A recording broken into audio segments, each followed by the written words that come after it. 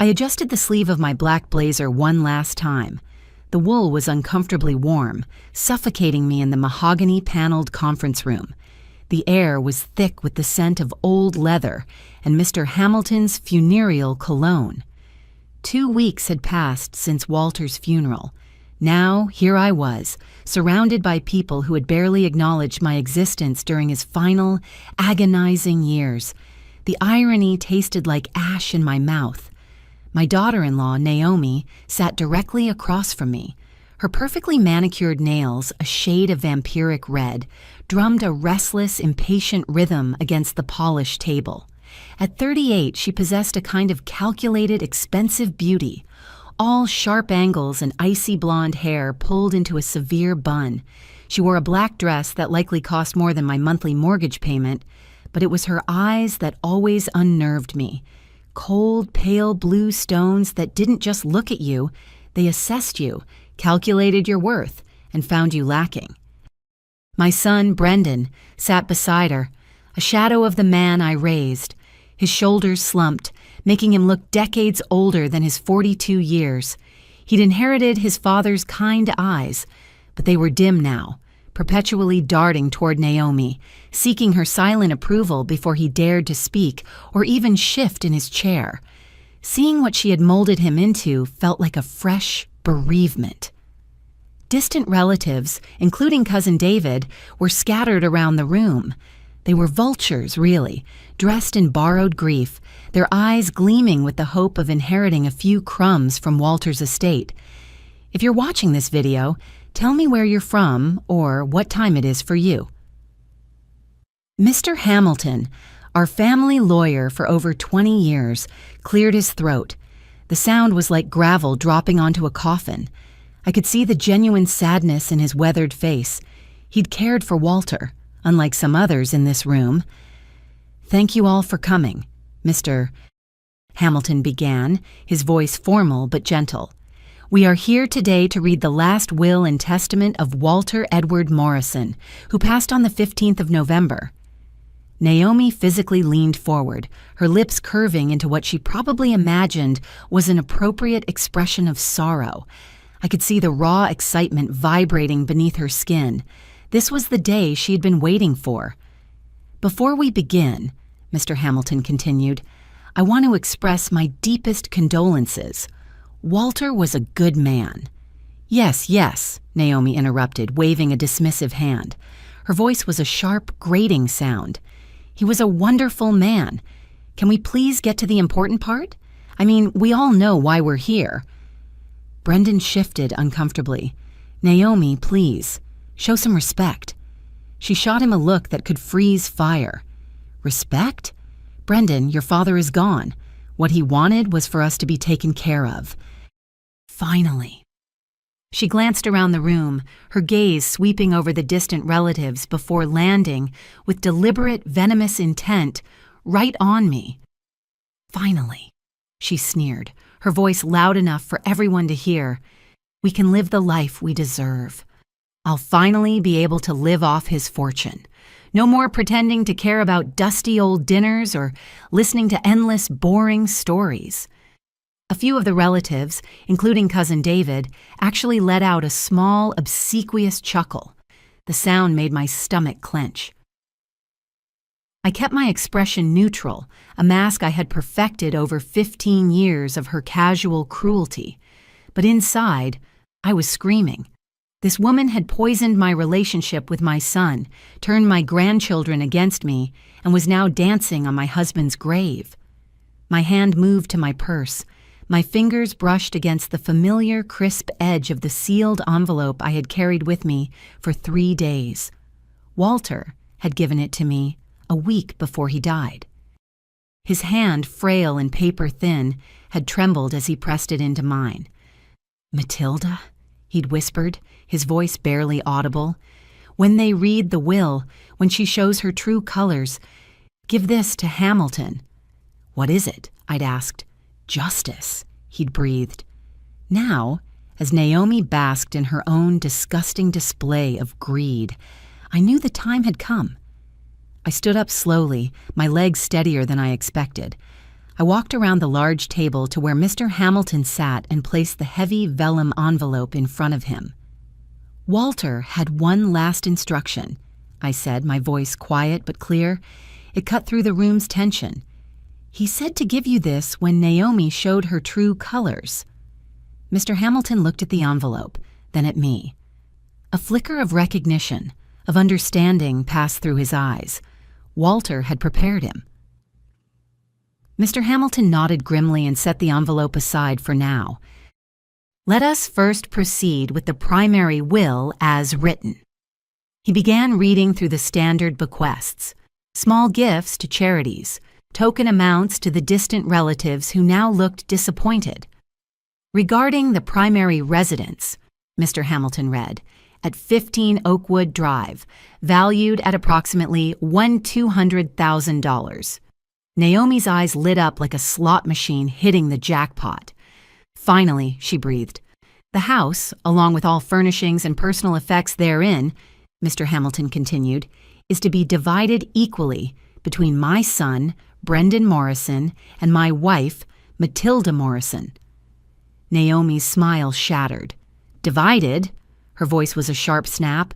"What does that mean, exactly?" "It means," Mr. Hamilton explained patiently, "that your husband and his mother will share ownership of the property."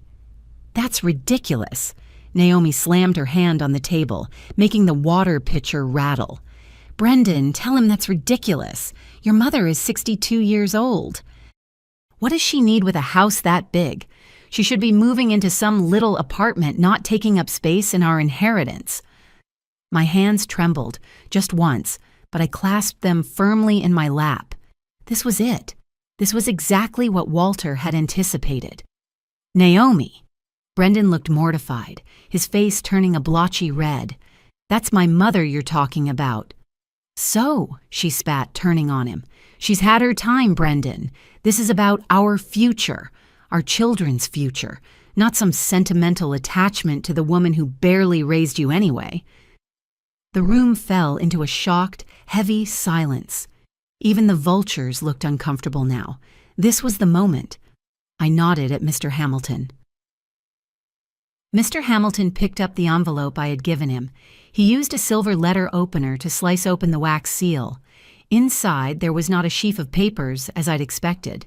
Instead, there was a single folded document and a strange, ornate-looking skeleton key. "What's that?" Naomi demanded, her eyes narrowing. "This," Mr. Hamilton announced, unfolding the document, "is a codicil to Mr. Morrison's will, properly witnessed and notarized, dated 1 week before his passing." Naomi went very still. "A codicil," Mr. Hamilton continued, "that modifies all previously read provisions based on documented evidence of character and conduct." He began to read from the page, Walter's strong, clear words filling the room. "To my beloved wife, Matilda," he read, "I cannot leave this world without righting the wrongs you have endured. The proof of the systematic emotional abuse and isolation you have suffered at the hands of my daughter-in-law, Naomi Morrison, is located in my home study safe." Naomi let out a choked, strangled sound. "This key," Mr. Hamilton held up the skeleton key, "is for my wife, Matilda, and her alone. The reading of this cannot and will not proceed until she retrieves the contents of that safe." Naomi's face went from pale to a terrifying mottled white. She knew. Whatever was in that safe, she knew exactly what it was. "No!" she shrieked, jumping to her feet so fast her chair screeched backward. "He was senile. He was on medication. This is you. You manipulated him." She pointed a trembling, red-tipped finger at me. "She's lying. He was senile. I'll get that evidence myself." Before anyone could react, Naomi bolted. She shoved her way past a stunned, distant cousin and sprinted out of the conference room. "Naomi!" Brendan yelled, confused and panicked, and ran after her. A beat of stunned silence, and then chaos. Mr. Hamilton looked at me, his eyes wide with urgency. "Matilda, we must go. Now. The codicil is clear. Only you can retrieve those items." He grabbed his briefcase. I grabbed my purse. We ran from the room, the confused gaggle of relatives, including a very curious-looking cousin David, trailing behind us, sensing a drama they hadn't anticipated. The elevator ride down was silent and suffocating. We burst out into the lobby, Naomi and Brendan just visible climbing into their black SUV. "My car," I said to Mr. Hamilton. We piled into my sedan, Mr. Hamilton in the passenger seat, Cousin David and 2 other relatives squeezing into the back, uninvited but determined not to miss the finale. I drove. The 10-minute drive to my house became a blur of frantic, legal speed limit breaking turns. Naomi's SUV was 2 cars ahead, weaving through traffic. "She can't legally stop you from entering your own home, Matilda," Mr. Hamilton said, his knuckles white on his briefcase. "She's not worried about what's legal," I said, gripping the wheel. I screeched into the driveway, barely missing the bumper of Naomi's SUV. She and Brendan were already on the porch, Brendan fumbling with his key. "It's my house too, Naomi," I yelled, running past him. "Stay out of this, Matilda!" she screamed, shoving past Brendan as he finally got the door open. We all poured into the foyer. Naomi sprinted down the hall toward Walter's study. I was right behind her. When I burst into the room, she was already at the wall, frantically pulling at the antique painting that concealed the safe. "You won't get it!" she screamed, her voice a raw, animal sound. She ripped the painting from the wall, revealing the black metal door of the safe. She grabbed the heavy, cast-iron fireplace poker. "I'll break it open! I'll destroy it all!" "Naomi, stop!" Brendan pleaded, standing uselessly in the doorway. "It's my inheritance!" she shrieked, striking the safe with the poker. The metal clanged, but the door held. I walked toward her, my heart pounding a rhythm against my ribs. "Naomi, it's over." "It's not over," she spun, raising the poker. "He was a bitter old man, and you're a pathetic old—" She lunged at me. "Naomi, that's enough." A strong hand suddenly gripped her arm, stopping the poker's downward arc. We all turned. It was Cousin David. His face was pale, his eyes wide with disgust. "Let her open it," he said, his voice firm. Naomi stared at him, stunned by his betrayal. He had laughed at her joke in the office. He was supposed to be on her side. He wrenched the poker from her grasp and tossed it onto the hearth. "It's done." Naomi wilted, her rage collapsing into a seething, helpless silence. My hands were shaking as I stepped up to the safe. The key, which had felt so strange and out of place, slid into the lock with a satisfying, oily click. I turned the key, pulled the handle, and the heavy door swung open. Inside, on the velvet-lined shelf, sat 3 thick leather-bound journals and a single black external hard drive, Walter's journals, and his computer backups. I reached in and took them out. They were heavier than I'd expected. I turned and handed them directly to Mr. Hamilton, who'd been standing silently by the door. He took them with a grim nod, opening his briefcase and placing them inside. He snapped the latches shut with an air of finality. "The reading," Mr. Hamilton announced to the small, stunned crowd in the study, "will resume at the office in 1 hour." He looked directly at Naomi, his eyes cold. "Your presence is required." Naomi just stood there, glaring at me, her face a mask of pure, undiluted hatred. She was trapped, and she knew it, but I could see the wheels turning in her mind. This was not over. An hour later, we were all resettled in the conference room. The air was even thicker now, charged with anticipation and dread. Naomi and Brendan sat silently, a foot of cold air between them. Mr. Hamilton placed the 3 journals on the table. "As per Walter Morrison's instructions," he began, "I am to read specific dated entries from his personal journals." He opened the first book. "March 12th," he read. "Naomi told Eliza and Julian that Matilda was too sick to come to Eliza's 8th birthday party.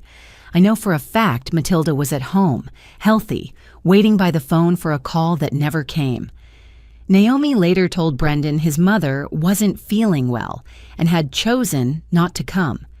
I saw Brendan flinch. He remembered. Mr. Hamilton turned a page. "June 2nd. I overheard Naomi on the phone with her mother. She was laughing about how she'd trained Brendan to see his mother as a source of stress. She said, "He feels guilty every time he even thinks about calling her. It's perfect." "This is private," Naomi hissed. "You can't." "It is evidence," Mr. Hamilton countered, not looking up. September 1st. Naomi described the family values I taught my son as old-fashioned nonsense and suffocating.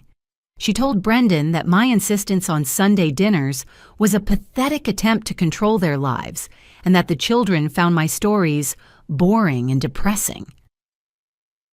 Mr. Hamilton closed the journal. And now, the contents of the hard drive.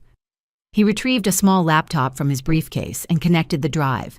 He clicked a file, and the speakers on the conference phone crackled to life. It was Naomi's voice, crystal clear, recorded by the home security system Walter had installed last year. Recording, living room. "I'm telling you, Brendan, your mother is just pathetic. Did you see her?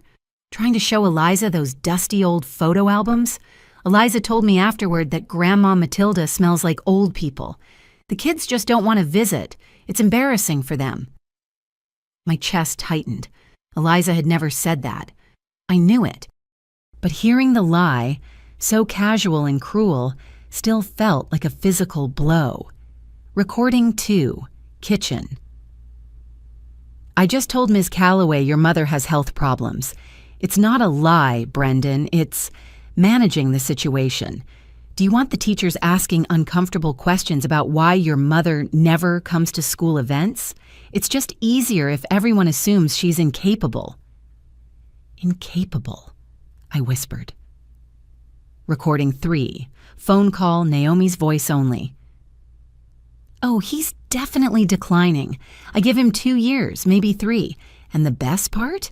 He has no idea what I really think. By the time he's gone, I'll have Brendan so convinced his mother is a toxic, needy old woman." "What about her?" "Oh, she'll be completely isolated by then. The kids barely know her. It's perfect. She'll just be this sad old woman everyone feels sorry for." The recording clicked off. The silence in the room was deafening. It was absolute. I looked at my son. Brendan was ashen, his face a mask of sickened realization. He was staring at his wife, truly seeing her for the very first time. "Nola?" he whispered, his voice cracking. Is this true?" Naomi was trapped. The journals, the recordings, the eyes of everyone in the room, they were all on her. There was no lie big enough to get her out of this. For a second, I saw her calculate. I saw her consider a tearful denial, a plea of misunderstanding. But the venom, the pure, 15-year stewed rage, was too much. Her mask didn't just slip, it shattered. She lunged to her feet, her face contorted. "Yes!" she screamed, the sound ripping through the room. She wasn't looking at Brendan. She was looking at me. "Yes, it's true. I think you're a pathetic, clinging old woman, and I've spent 15 years protecting my children from your suffocating influence. I counted the days until Walter died so we could finally be free of you." Brendan stood up so fast his chair crashed to the floor. "Naomi!" But she was beyond reason, high on her own poison. In her rage, her eyes darted around the room, looking for something to break, something to destroy. She spotted the laptop and the hard drive, still connected by its cord. "You think this wins?" she shrieked at me. "You think these little recordings change anything? You have no proof!" Before anyone could move, she grabbed the external hard drive from the table. "Naomi, no!" Mr. Hamilton shouted, lunging forward. But he was too late. With a scream of pure fury, Naomi turned and smashed the hard drive against the edge of the room's marble fireplace. She hit it once, twice, a third time, plastic splintering, metal crunching. She threw the ruined device to the floor and stomped on it with her sharp heel. "It's gone," she panted, her hair falling from its perfect bun, a wild, triumphant look in her eyes. "It's all gone. You have nothing. It's my word against a senile old man's." My heart stopped. All of it. All of Walter's careful planning. All of that proof. Gone. Destroyed in seconds. I felt the blood drain from my face. She was right. Without that drive, it was just journals. She could claim Walter was delusional. I had lost. After everything, I had lost. Naomi was breathing heavily, a smug, vicious smile spreading across her face as she looked at my despair. Mr. Hamilton, however, merely straightened his tie. He let out a long, weary sigh as if dealing with a petulant child. "Mrs. Morrison," he said, his voice dripping with disappointment. "Did you really think your husband was an amateur?" Naomi's smile faltered. Mr. Hamilton reached down into his leather briefcase, which he had set by his chair. His hand rummaged for a moment before emerging. He pulled out a second, identical, black hard drive. "Walter Morrison was a brilliant, methodical man," Mr. Hamilton said, placing the new drive on the table with a solid thunk. "His codicil contained one final instruction for me, as his executor." He looked directly at Naomi. "It instructed me to make a full, notarized, and court-filed copy of all evidence before this meeting began. That drive," he gestured to the destroyed plastic on the floor, "was a decoy." He tapped the new drive. "This is the official, legally binding copy. Your outburst has just been witnessed by everyone in this room, and I will be adding destruction of evidence related to a probate hearing to my notes." The color drained from Naomi's face. It was the most beautiful sight I had ever seen. She swayed, grabbing the back of her chair for support. "Now," Mr. Hamilton said, adjusting his glasses, "if we may finally proceed to the actual final judgment." He picked up the codicil document again. "Given the preceding evidence and Mrs. Naomi Morrison's confirmation of its contents, the following modifications to the will of Walter Morrison are now in effect. First," he read, his voice booming in the silent room, "the house at 15 Oakwood Drive, previously designated to be shared, shall now be transferred in its entirety to my wife, Matilda Morrison." Naomi made a small, choking sound. Second, the investment portfolio valued at approximately $800,000, previously designated for my son, Brendan Morrison, shall be placed into a secured trust. "No," Brendan whispered, slumping back into his chair. "This trust," Mr. Hamilton continued, "is for the sole benefit of his children, Eliza Morrison and Julian Morrison. It is to be administered by their grandmother, Matilda Morrison, until they each reach the age of 25. "You can't!" Naomi shrieked, finding her voice. "That's our money. We're his immediate family." "And third," Mr. Hamilton's voice grew stern, "to my daughter-in-law, Naomi Morrison, who has demonstrated a complete lack of character, empathy, and decency, I leave the sum of exactly $1. Naomi stared, her mouth opening and closing, but no sound coming out. "However," Mr. Hamilton continued, a slight, almost imperceptible smile playing at his lips, "my client was a firm believer in the possibility of redemption, however remote. Mrs. Naomi Morrison may earn a one-time lump sum payment of $50,000. A flicker of desperate hope ignited in Naomi's eyes. Upon the successful and verified completion of 5 specific tasks designed to demonstrate genuine remorse and character growth. "Tasks?" Brendan asked, his voice hoarse. Mr. Hamilton pulled out a final sheet of paper. "Task 1. Mrs. Naomi Morrison must personally visit and write detailed, notarized letters of apology to all 17 individuals she has systematically isolated from her family, including all relatives and school staff." Naomi's face went rigid. "That's humiliating." Task 2.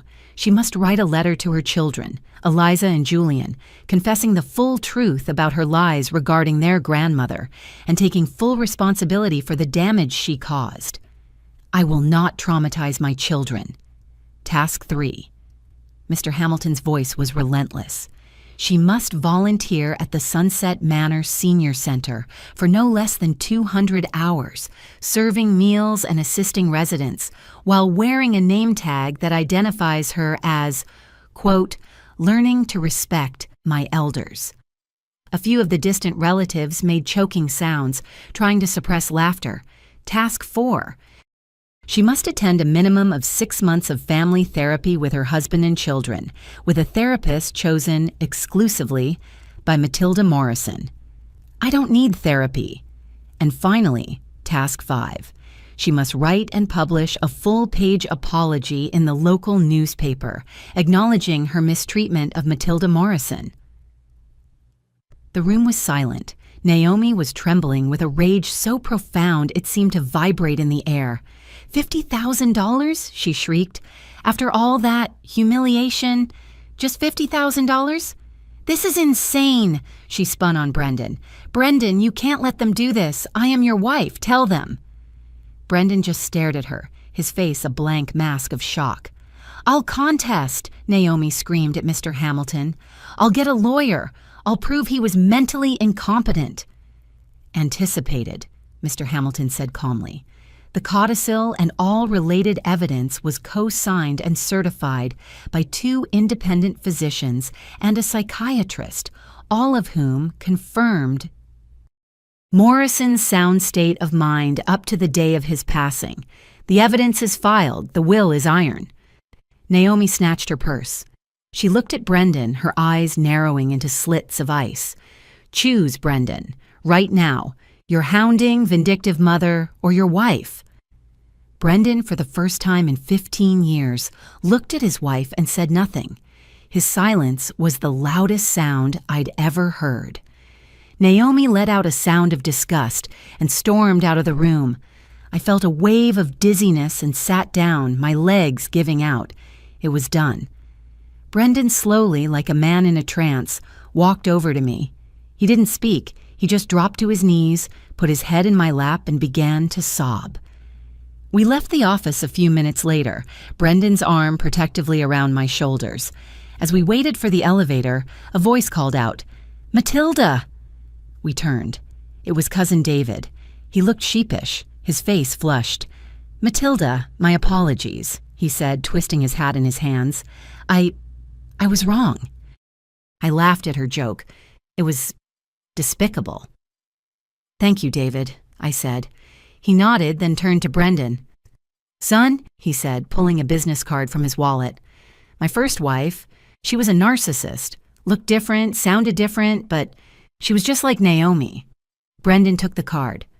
"This is the best divorce lawyer in the state," David said. "He specializes in people like her. He's a shark. Tell him David sent you. He'll know what to do."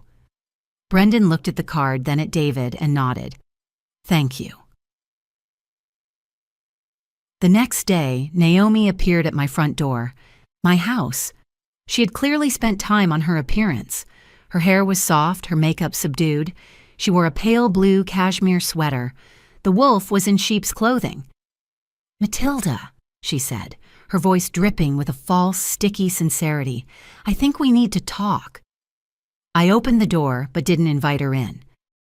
"What is there to say, Naomi?" "I want to apologize," she said, clasping her hands, "for the things I said. I was stressed. I was grieving. You know how it is. People say things they don't mean." I studied her face, looking for a single flicker of genuine remorse. There was nothing, just calculation. "Which things didn't you mean, Naomi?" I asked. "The part where I'm pathetic? The part where I smell like old people? Or the part where you've been lying to my grandchildren for their entire lives?" Her mask slipped. Just a fraction, but I saw it. The flash of anger. "I think there were misunderstandings on both sides," she said carefully. "Maybe we could start fresh. For Brendan. For the children."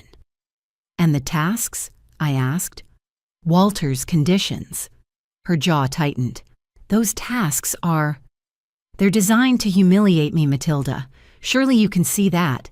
That degrading name tag, a public apology. It's revenge." It's not about healing.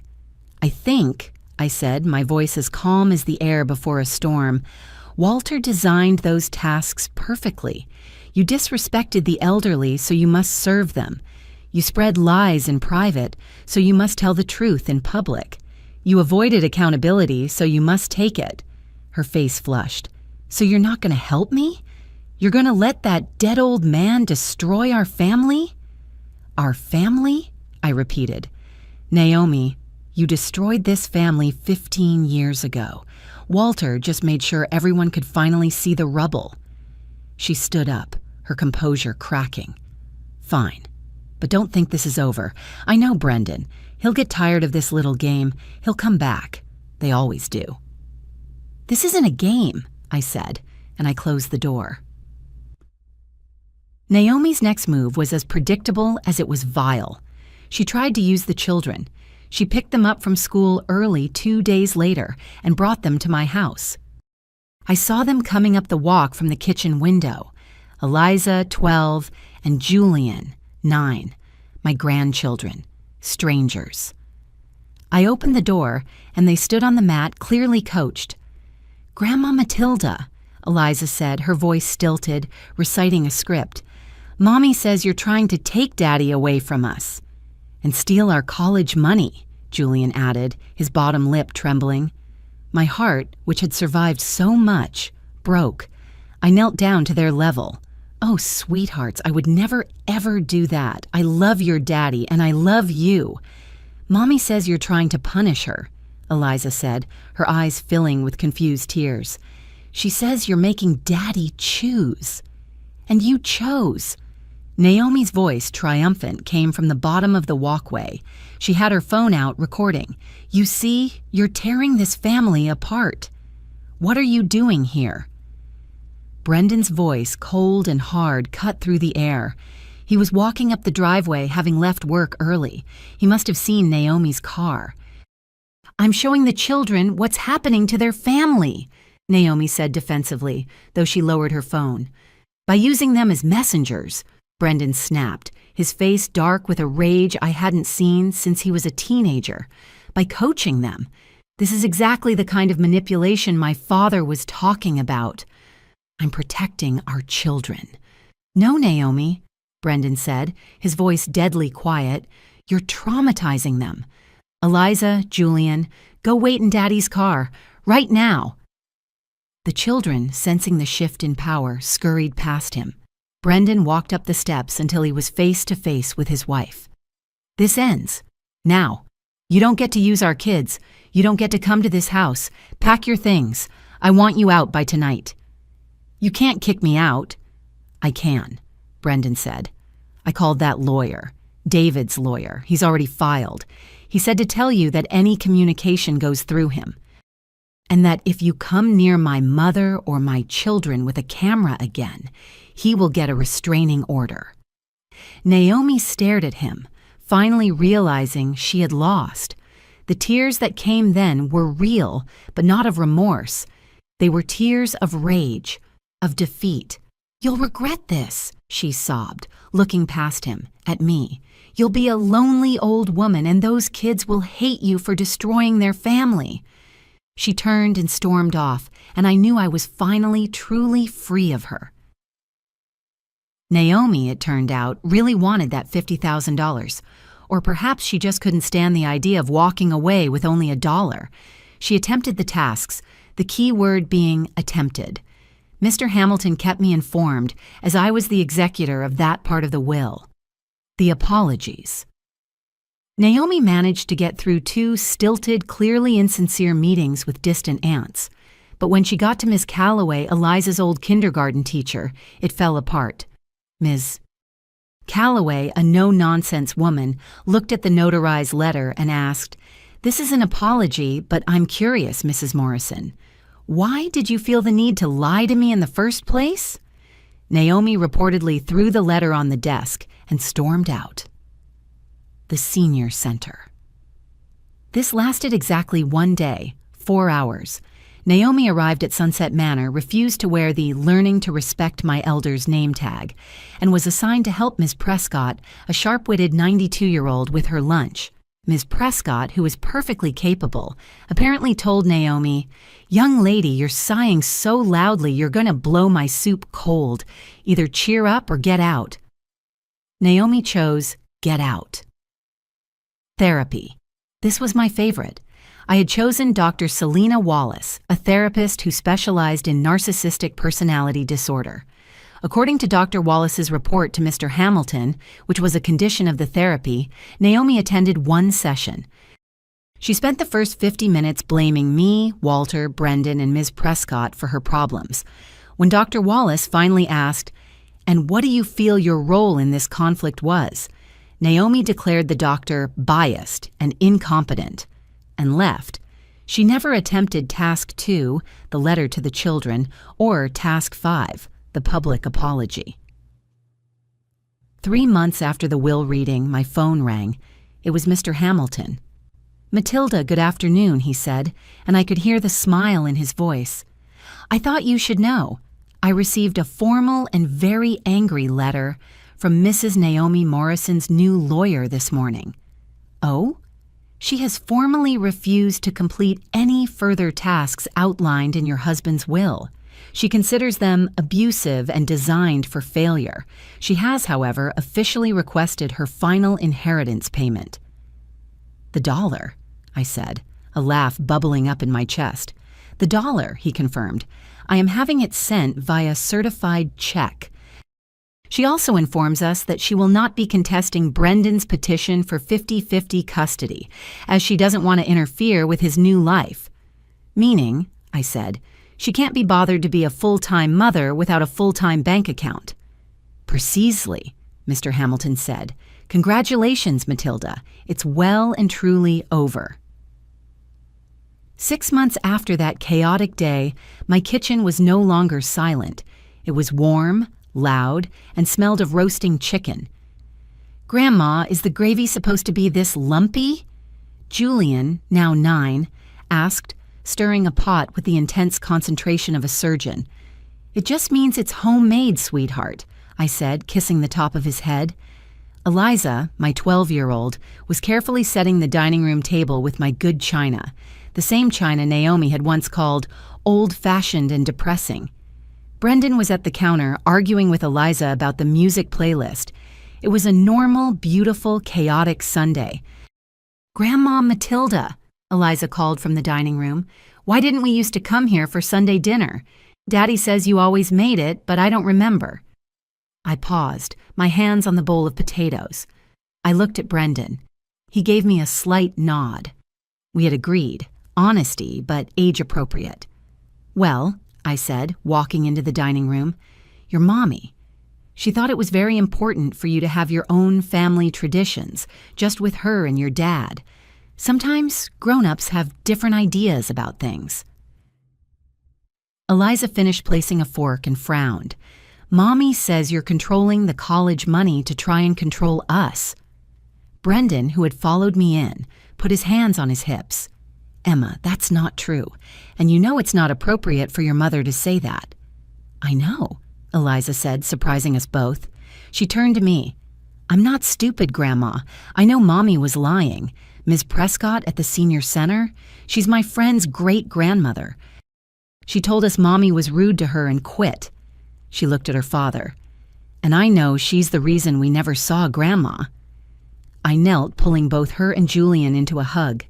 "Your mom loves you very much, in her own way, and she's going through a difficult time. But what matters is that we're all here now." "We're glad we're here now," Julian mumbled into my shoulder. "Your gravy is way better than Mommy's." Brendan and I locked eyes over their heads, and we both smiled. The healing had begun. Later that night, after Brendan had taken the kids home, I sat in Walter's old recliner with a cup of tea. The divorce was final. Brendan had the kids half the week and every weekend, which meant I had them half the week and every weekend. My house, which had been a quiet, lonely museum of my grief, was now a home again. It was filled with the sounds of homework arguments, slammed doors, and laughter. I looked at the empty chair across from me and smiled. Naomi had been so obsessed with Walter's fortune. She'd fought and lied and destroyed so much, all for the money. She never understood. Walter's plan wasn't just revenge. It was a restoration. He didn't just leave me the house and the money. He gave me back my son. He gave me my grandchildren. Naomi could have her dollar. I had inherited everything that truly mattered. If this story resonated with you, leave a like and consider subscribing. You can also drop any comment below, even just one word. Maybe tell me where you're watching from, or what time it is right now. Sometimes one word is enough to say you were here.